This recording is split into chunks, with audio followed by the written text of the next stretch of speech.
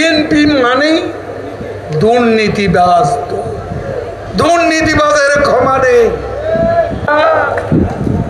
শূন্য সহিষ্ণুতার নীতি দুর্নীতির বিরুদ্ধে মুখে অত আওয়াজ দেয়, কিন্তু কাজের বেলা দুর্নীতিবাজদের কারো ছাড় নেই, কারো ক্ষমা নেই।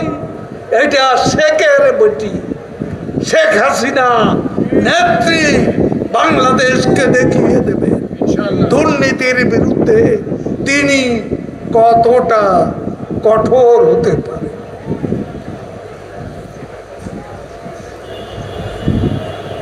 দুর্নীতিবাজরা এদেশে বেশি দুর্নীতি বলে, দুর্নীতির বিরুদ্ধে কথা বলে। তাদের মধ্যে কত যে দুর্নীতিবাজ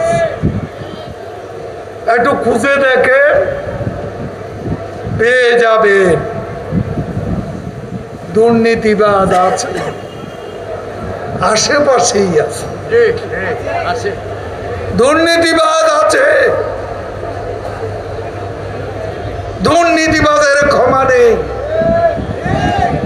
বিএনপির দুর্নীতির বিরুদ্ধে কোনো কথা বলার থাকে না। বিএনপি মানেই দুর্নীতিবাজ। জাতীয়তাবাদী দুর্নীতিবাজ দল। আমরা শক্তি, আমরা বল। কি মনে আছে? তারেক রহমান নেতা, পলাতক, দণ্ডপ্রাপ্ত আসামি। কিসের দণ্ড? অভিযোগ হাজার হাজার কোটি টাকা পাচার। অভিযোগ দুর্নীতি।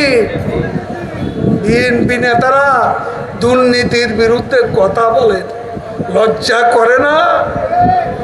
আপনাদের 1 নম্বর নেতাই তো বড় দুর্নীতিবাজ।